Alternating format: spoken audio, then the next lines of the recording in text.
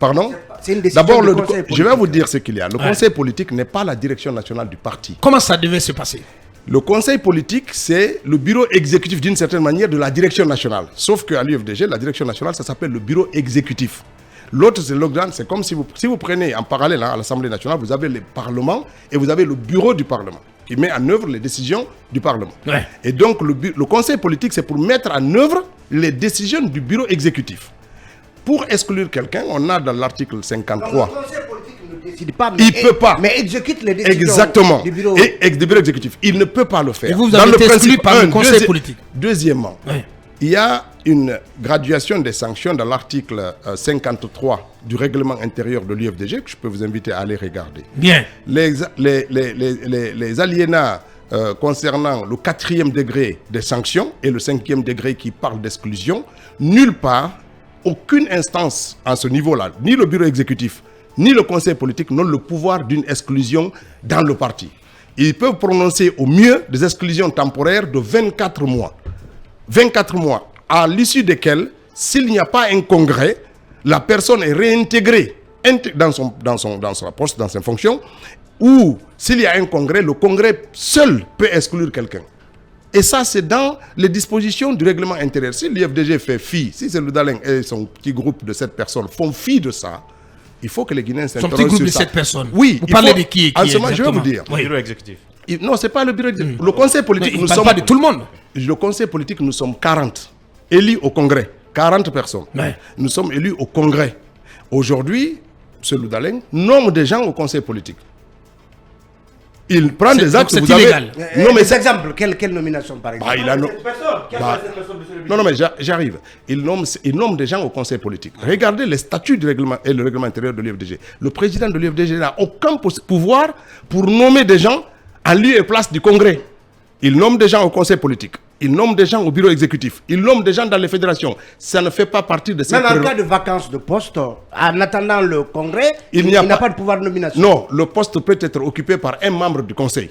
S'il y a un poste de vice-président qui est vacant, il y a 5 vice-présidents dans l'UFDG. Parmi les 40 membres du conseil politique, il y a 5 vice-présidents. Ouais. Si un d'entre eux est absent, la suppléance est assurée par un membre du conseil politique. En attendant le congrès pour le nommer. Il n'y a pas de possibilité, parce que sinon, vous donnez à la signature d'un homme le pouvoir du congrès. C'est comme si un président de la République pouvait décider de nommer un député si un député meurt. Ça ne se passe pas comme ça.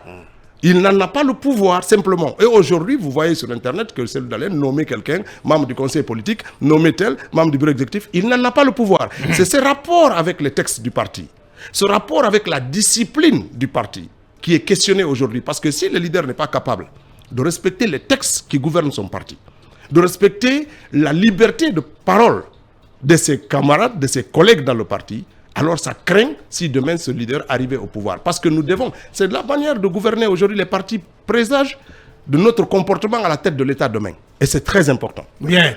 Et pourquoi vous êtes fâché contre Fodé Ousmane? Mais je voulais dire, vous avez si vous permettez l'exclusion à l'époque de Bahouri. Absolument. Bahouri a été exclu temporairement par le bureau exécutif après d'abord une convocation pour être entendu par le conseil de discipline, une convocation à laquelle il n'avait pas obtempéré. Il y a eu le bureau exécutif qui a statué. Il y a eu toutes les fédérations de l'UFDG ont été consultées, ont amené des avis motivés là-dessus et le bureau exécutif a pris la décision de suspendre Bahouri du parti pendant 2 ans. Avant les 2 ans-là, il y a eu le congrès de 2015 qui a acté l'exclusion de Bahouri. C'est le congrès qui l'a acté. Et c'est après ça qu'il a été remplacé. Le processus était clair. Peut-être que le prochain congrès va acter. Mais en attendant, on doit me convoquer pour m'entendre. Bien. On doit pouvoir constituer... Donc, ce n'est pas une exclusion définitive. D'abord, on ne parle même pas de sanctionner quelqu'un qu'on n'a pas jugé. Bien. C'est très grave dans une démocratie. Quand vous voulez condamner quelqu'un, vous le jugez d'abord. Vous lui donnez la chance de se défendre. Et puis, il présente ses arguments. Il y a tout un mécanisme. Vous devez être convoqué au niveau de quelle instance? Au niveau de l'instance du conseil de discipline composé des membres du conseil politique. Bien. De l'instance à laquelle j'appartiens. Et ce conseil politique devait faire un conseil de discipline et puis me mettre en accusation devant ce conseil de discipline qui devait me convoquer. Et j'avais la possibilité de venir accompagné par d'autres membres du conseil politique ou du bureau exécutif pour être entendu. Très bien. Et à l'issue de ça, si le conseil de discipline statue en disant que j'étais coupable des faits qui me sont reprochés, il regarde les fonctions des sanctions qui sont là-dedans. Et il les sanctionne.